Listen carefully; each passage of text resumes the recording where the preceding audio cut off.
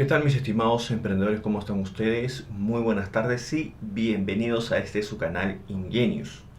Si estás pensando en constituir una EIRL y estás pensando que podrías tener algunas desventajas que las empresas societarias que tienen una pluralidad de socios podrías tener ante ellos algunas desventajas, pues este es el video indicado y te vamos a mostrar hoy día algunas desventajas que como EIRL puedes tener ante una empresa que pertenezca a una sociedad.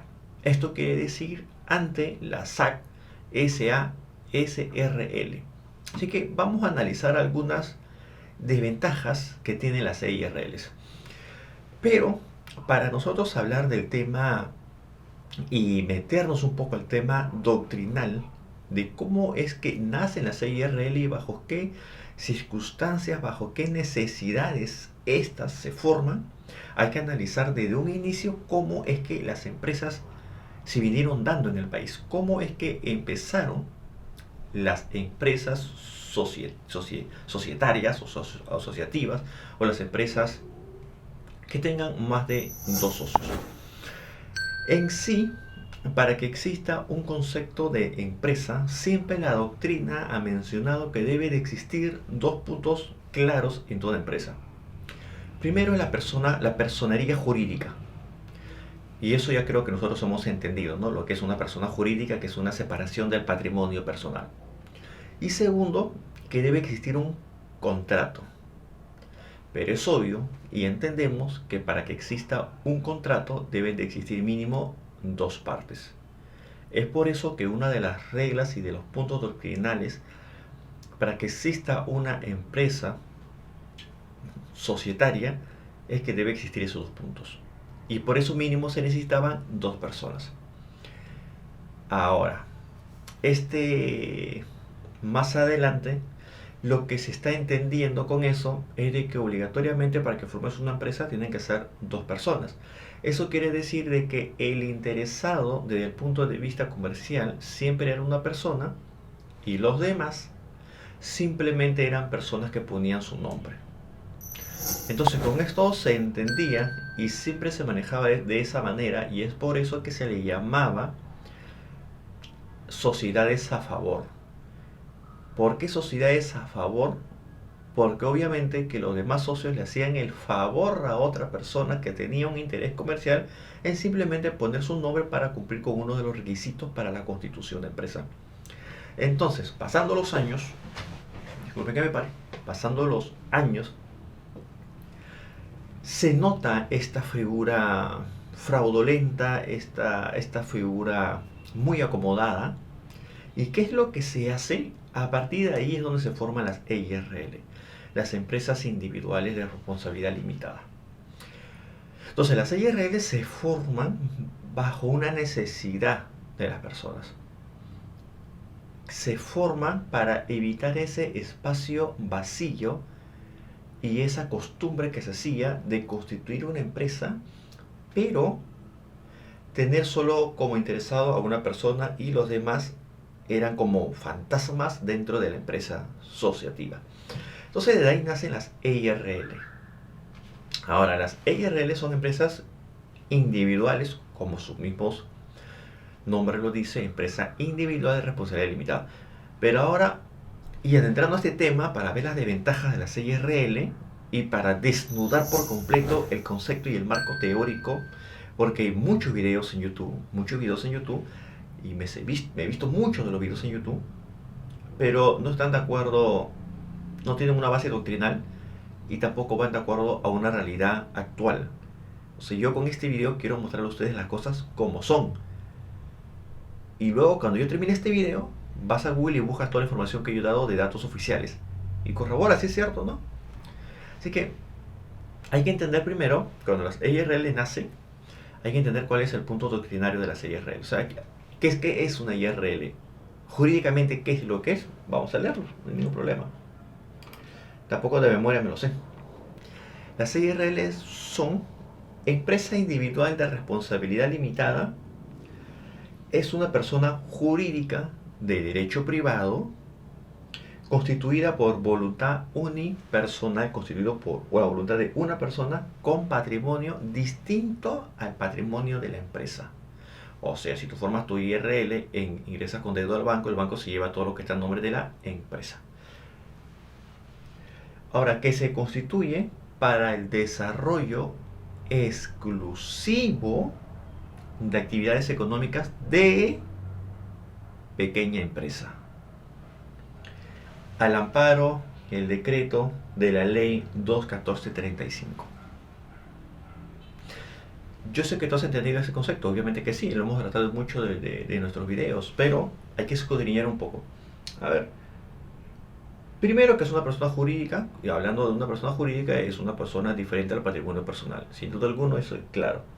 Que existe una separación entre el patrimonio de la empresa y tu patrimonio personal, sumamente claro. Ahora, y que está constituido obviamente por la voluntad de una sola persona, y aquí viene lo más interesante que muchos no se dan cuenta. Pero hoy día en este video, nosotros sí hablamos las cosas como son. Yo quiero que ustedes se den cuenta las cosas como son. Las IRL se han creado exclusivamente para el desarrollo económico de la pequeña empresa. Pequeña empresa. Es el objetivo de la IRL constituida no me acuerdo cuál fue en el tiempo de qué presidente fue, pero presidente creo que fue Bermúdez, si no me equivoco. Entonces, para eso ha sido constituida las IRL. Creo que me están entendiendo, ¿cierto? Lo que estoy diciendo. El principio fundamental de las IRLs fue creada para romper ese fantasma de pluralidad que tenían las asociaciones, para que solamente el interesado era uno y los demás eran fantasmas. Ese era el reglamento, no podía formar una empresa si mínimo eran 2 personas. El otro día un profesor de una universidad, muy letrado, pero con mucho conocimiento antiguo, viejísimo, él decía que mínimo para formar una empresa se necesitan 2 personas, mínimo. Dice que una empresa no se podía constituir con una. Mal, pues. Muy mal, yo no sé cómo ese personaje estaba enseñando en una universidad. Obviamente que lo que él decía en años pasados, muchos años pasados, obviamente que sí era muy aceptable. Pero las cosas cambian, los decretos cambian. Entonces hay que adaptarse a una realidad distinta. Bien, ahora, si tú estás pensando en formar una IRL, tú tienes que entender de que el fin de las IRL han sido constituidas para las pequeñas empresas. Y yo te hago una pregunta. ¿Qué es una pequeña empresa? No me vayas a responder que es una empresa que tiene 2 o 3 personales. No me vayas a responder que es una empresa que vende poquito. Eso no es el concepto de una pequeña empresa. ¿Qué es una pequeña empresa? Vamos a lo que dice la SUNAT. ¿Qué es una pequeña empresa? Y aquí lo tengo. El concepto, hay microempresa y hay pequeña empresa. Las microempresas máximo pueden ganar al año 150 UIT en ventas al año. ¿Y cuánto es cada UIT? 4.400 soles. Coge tu calculador y saca tu cuenta. Si lo divides, creo que al mes te sale algo como máximo de 45.000 soles que puedes vender al año. ¿Qué son las pequeñas empresas? Máximo puedes vender 1.700 UIT al año. Cada UIT es 4.400 soles. Chapa tu calculadora. Entonces, si estás dentro de ese marco constitutivo, de ese marco permitido, pues perfecto, las IRL, ¿por qué no? ¿Por qué no? Por supuesto que sí, puedes constituir una IRL. Ahora, si tú piensas ganar mucho más que 1.700 UIT al año, bueno, entonces yo te recomiendo una SAC. Pero esto depende mucho también del régimen tributario en el cual tú estés. Hemos hecho otros videos hablando de cuánto cada régimen tributario puede vender al año. Y también está subido en YouTube. Y las IRL pueden acogerse a cualquier régimen tributario. Interesante, ¿no? Entonces todo aquí. Por eso es que siempre hay que actualizarse. Siempre.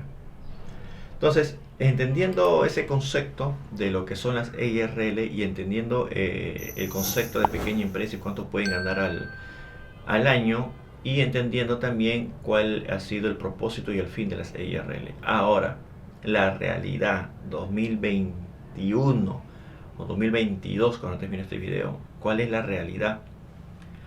Yo sé que tú te estás preguntando lo más comercialmente posible. ¿Cuánto realmente tú puedes ganar con tu IRL? De acuerdo a los regímenes tributarios, en la cual la IRL se puede acoger lo que tú quieras. De acuerdo a la función primordial y el objetivo de la IRL, 1.700 UITs al año. Gracias. Ahora, otra de las desventajas, que hoy día también vamos a romper ese fantasma, pero otra de las desventajas que nos han estado comentando, es que si realmente las IRL tienen menor acceso a un crédito bancario por ser personas unipersonales. O sea, por no tener socios. Si las EIRL pueden acceder a ese préstamo, o por lo menos pueden acceder a la fila o a los requisitos para pedir un préstamo bancario. Doctrinalmente se podría decir que no, obviamente. Porque la ley de las asociaciones va a tener más peso y mejor vistas que una IRL, porque las IRL nacen a base de una necesidad, ¿cierto? Pero en una tesis, que la voy a publicar aquí en YouTube, en el link, escríbeme al WhatsApp para darte esta información. Le preguntaron a varios funcionarios de varios bancos especializados en préstamos, obviamente para medianas empresas y empresas en general. Le preguntaron cuáles eran los requisitos ante la IRL y si eso influye mucho. El ser una IRL, al ser una SAC, si llega a influir este concepto jurídico para que le den un préstamo. O si ven mejor a la SAC que a la IRL. Y la respuesta actual de los funcionarios de los bancos, y cada vez se va actualizando más porque se vuelven más comerciales, fue la siguiente. Los bancos están interesados en la solvencia material de la empresa que pide un crédito bancario, más que en la forma jurídica que haya adoptado. ¿Entendieron? Te lo tradujo de una manera criolla. A los bancos les interesa más cuánto gane la empresa a que si la empresa está formada por 1 o 50 personas. Porque al banco no le va a devolver el dinero las 50 personas, al banco le va a devolver el dinero la solvencia que la empresa maneje. Se acabó el tema. Se acabó. Ese es el principio fundamental de los bancos. Y cada vez esta se vuelve más comercial. Puede ser que una IRL venda más que una SAC. ¿A quién le importa el banco darle préstamo? A la IRL, sin duda alguna. Más allá de la forma societaria que tú tengas. Pero se podría decir desde algún punto de vista que se podría hacer alguna desventaja tan mal desnaturalizada a la actualidad.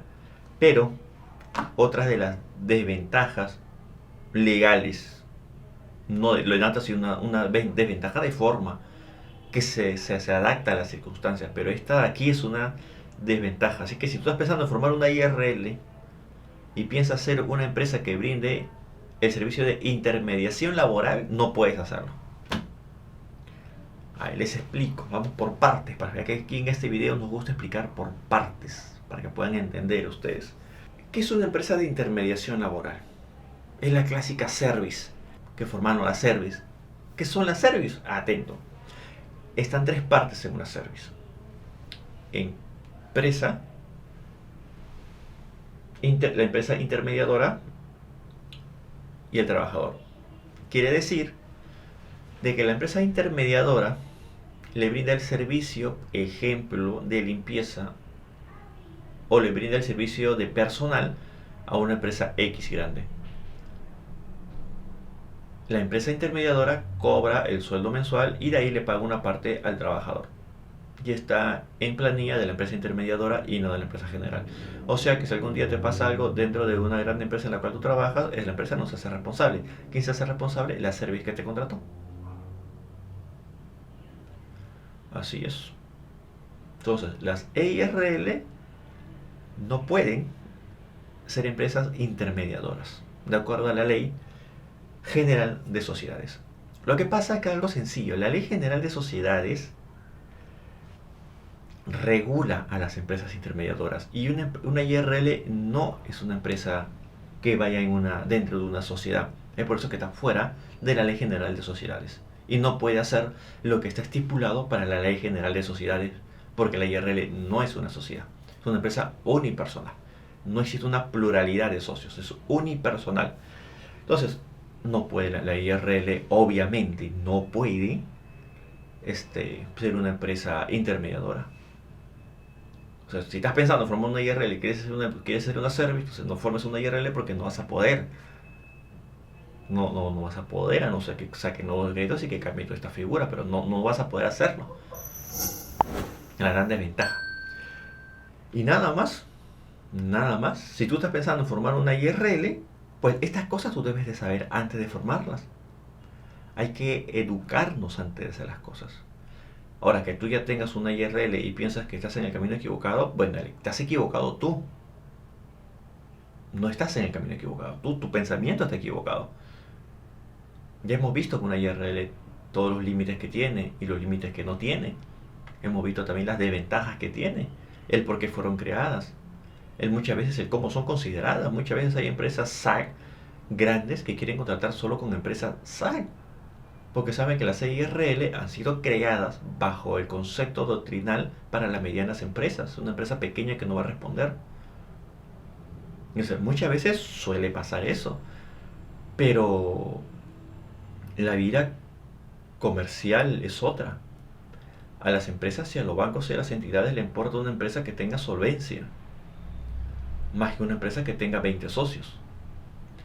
Entonces está tanto el ámbito comercial, o sea, el ámbito de marketing, como el ámbito jurídico. Hay algunas entidades del Estado también que regulan este tema. En fin y al cabo, si tú estás pensando en formar una EIRL, una empresa individual de responsabilidad limitada, y no vas a hacer ninguna de las figuras que hemos mencionado hoy día en este video, entonces estás en el camino correcto, en el camino exacto. La decisión la tomas tú en una IRL. De lo contrario, te puedes asociar con otras personas y formar una SAC. Así que nada más, te invito a compartir este video, compártelo.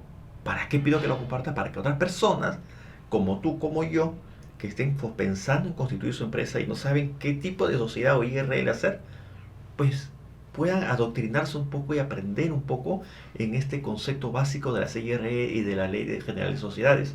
Compártelo en tus redes sociales, suscríbete a este canal porque todos los días estamos subiendo videos. Que nada más que decirte, cualquier duda o consulta, escríbenos al WhatsApp que están en la descripción de este video. Todos los días en todo el país seguimos constituyendo, formando empresas. Y en otros países brindamos el servicio de publicidad y consultoría. Nosotros no somos coach, no somos motivadores. Yo no creo en esas cosas. Nosotros somos personas que dan resultados basados en estrategias. Somos personas que se sientan contigo, hacen un plan financiero, un plan de marketing y vemos los resultados a corto y a largo plazo. Eso somos nosotros, una consultora, una empresa especializada en resultados. Así que nada más, cualquier duda, cualquier consulta, escríbenos a WhatsApp en la descripción de este video para poder asesorarte, ayudarte y despejarte las dudas que tú tengas. Esto sería todo, nos vemos.